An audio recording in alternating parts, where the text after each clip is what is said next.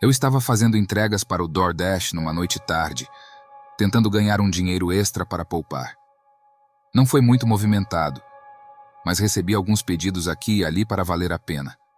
Um pouco depois da 1 da manhã, recebi um pedido para um cliente que ficou a 30 minutos de distância. Era uma longa viagem, mas o pagamento era bom o suficiente para eu aceitar. Dirigi até o restaurante, um lugar coreano local que parecia caro, e depois comecei a seguir para a casa. No final do percurso, percebi que estava entrando em uma parte bastante perigosa da cidade. Já tinha estado aqui antes sem problemas, mas ao passar por todas as casas decadentes, comecei a ficar desconfortável. Quando cheguei ao endereço, estacionei na lateral da estrada. Era uma casa muito pequena e antiga, com uma entrada rachada e destruída. Saí do carro e comecei a caminhar em direção ao alpendre com a sacola. Justo quando eu estava prestes a colocar a sacola no chão, meu celular tocou. Depois de não obter resposta, desliguei e terminei rapidamente a entrega, voltando apressadamente para o meu carro. Ao ligar o carro e afivelar o cinto, ouvi a porta da frente da casa se abrir com força.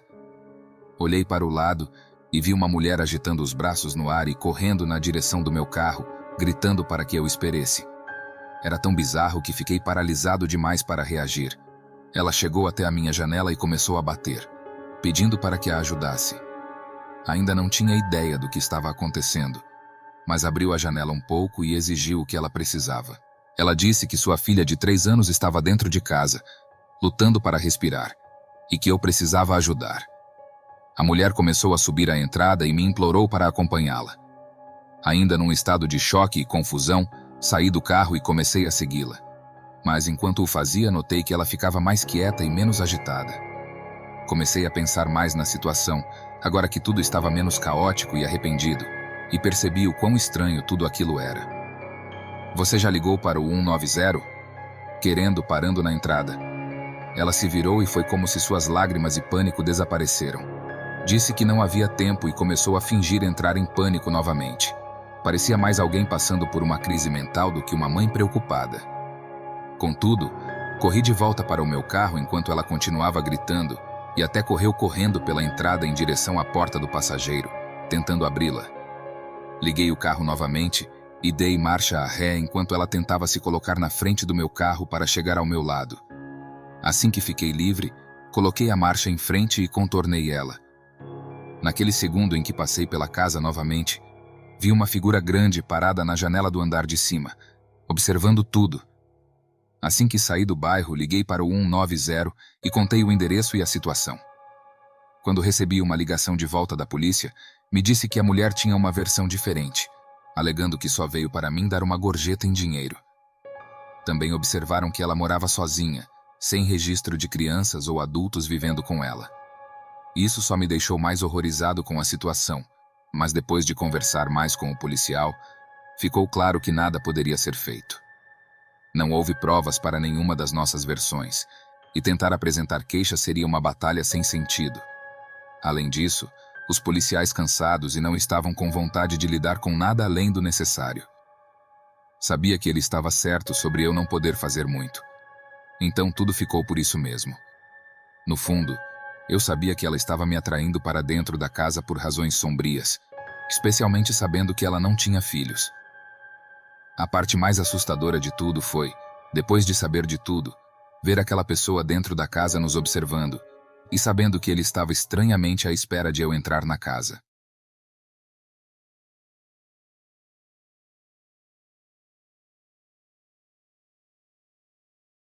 Consegui um trabalho aos 20 anos como trabalhador de depósito em um armazém local. Estava situado à beira de uma rodovia no final da cidade, próximo a nada. Sempre brincávamos sobre a localização e por que os proprietários da empresa escolheram construir o enorme armazém em uma área tão isolada e deserta da cidade. Provavelmente era apenas um terreno barato com fácil acesso pela rodovia. Mas sempre me senti um pouco estranho ao entrar em um grande estacionamento vazio no meio do nada todas as noites. Sempre trabalhamos durante a noite, eu e um dos meus colegas, a quem vou manter anônimo e chamar de Tyler. Nosso trabalho era desembalar e organizar os envios do dia e movê-los para seus respectivos lugares no armazém para armazenamento. Após algumas semanas, Tornou-se um trabalho fácil, mas muito repetitivo, que eu fazia meio adornado na maioria das noites. Tyler e eu éramos os únicos trabalhadores noturnos, então, em alguns dias estávamos sozinhos. Isso aconteceu durante as férias de Tyler, então eu fiquei sozinho no armazém das 23 às 5 horas todas as noites. Era uma quarta-feira à noite, e imediatamente algo parecia estranho quando entrei. Um carro estava estacionado no canto mais distante desse enorme estacionamento vazio. Suas luzes estavam apagadas e ninguém parecia estar por perto. Mas estar totalmente sozinho em propriedade privada era muito sinistro. Estacionei ao lado da porta de entrada e entrei. Chamei a polícia para vir e dar uma olhada. Eu pensei que provavelmente era apenas algum adolescente ou um carro quebrado da rodovia, mas estar em propriedade privada e o fato de estar estacionado no canto distante me deu uma sensação estranha. 20 minutos depois, os policiais chegaram à porta da frente. Disseram que o carro estava vazio, sem sinais de ninguém por perto. Eles tinham certeza de que também estava quebrado, então pegamos um caminhão de reboque para descer e retirá-lo. Depois voltei ao trabalho. Movi vários envios, o que provavelmente levou cerca de 1 hora, antes de ser interrompido por um estrondo segurador na frente do edifício. Despertei rapidamente e liguei as luzes dianteiras, caminhando até a porta. Um homem estava parado atrás do vidro, olhando para mim com o punho na porta, parecendo extremamente cansado e exausto. Cheguei mais perto e conversei através do vidro. Você está bem? O que está fazendo aqui? Isso é propriedade privada. O homem me olhou com um olhar de desdém. Onde está o meu carro? Ele concordou, batendo na porta.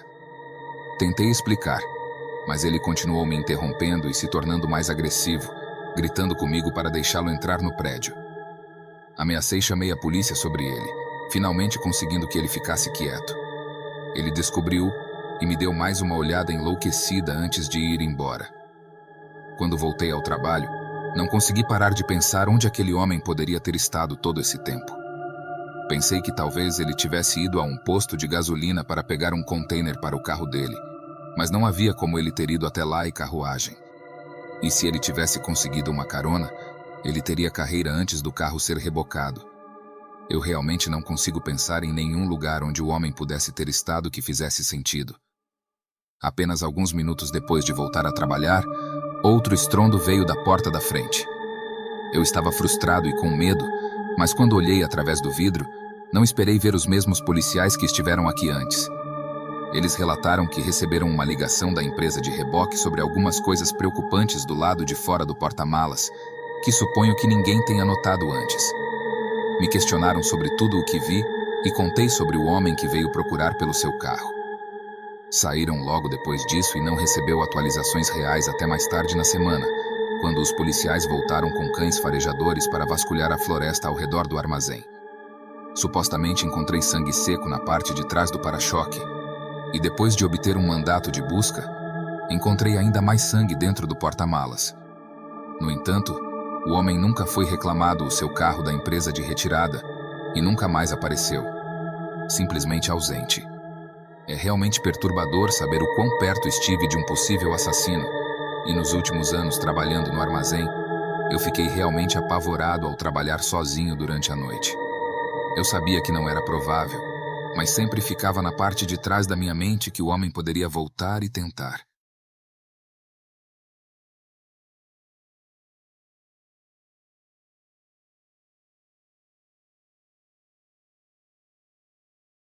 Trabalhei em um restaurante fast food 24 horas por dia, 7 dias por semana, alguns anos atrás, quando eu estava na faculdade.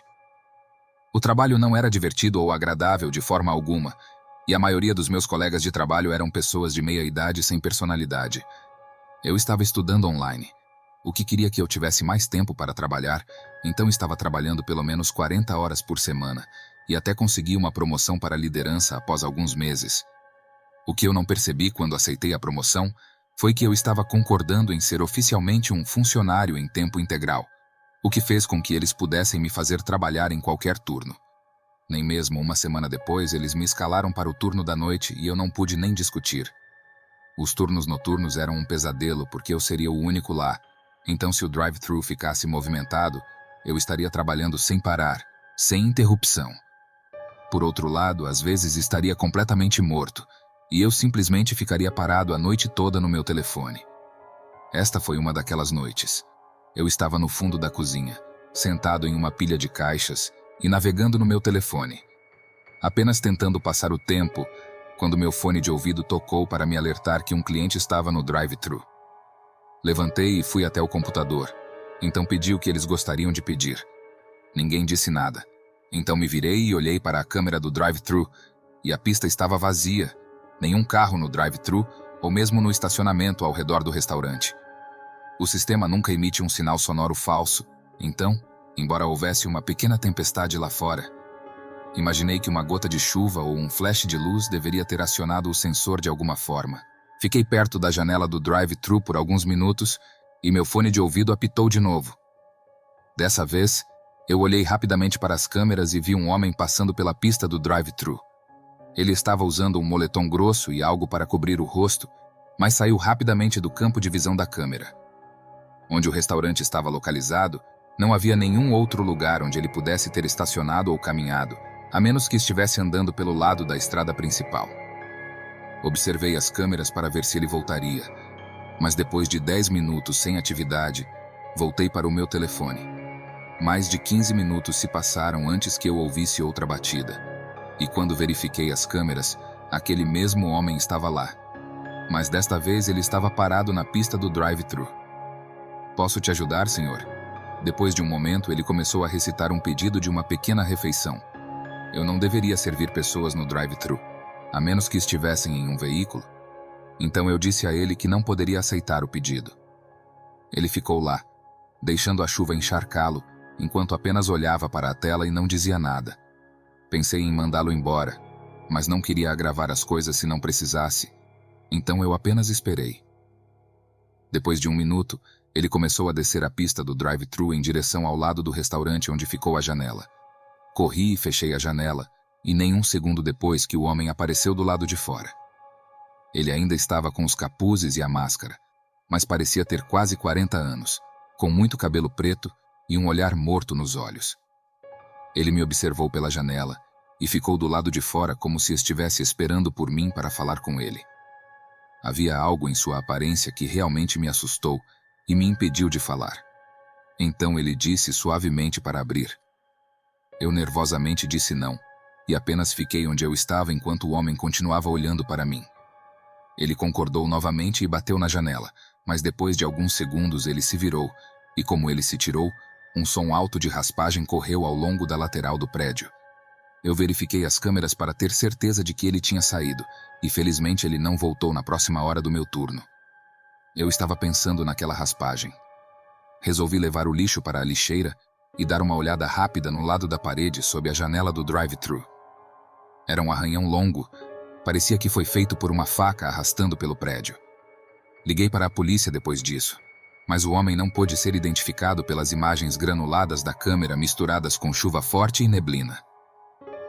Os homens nunca apareceram, e eu nunca soube exatamente o que ele estava planejando fazer naquela noite. Mas visto que ele tinha uma faca pronta em sua mão, presumo que se eu tivesse anotado o pedido dele e aberto a janela, essa teria sido a última coisa que eu teria feito.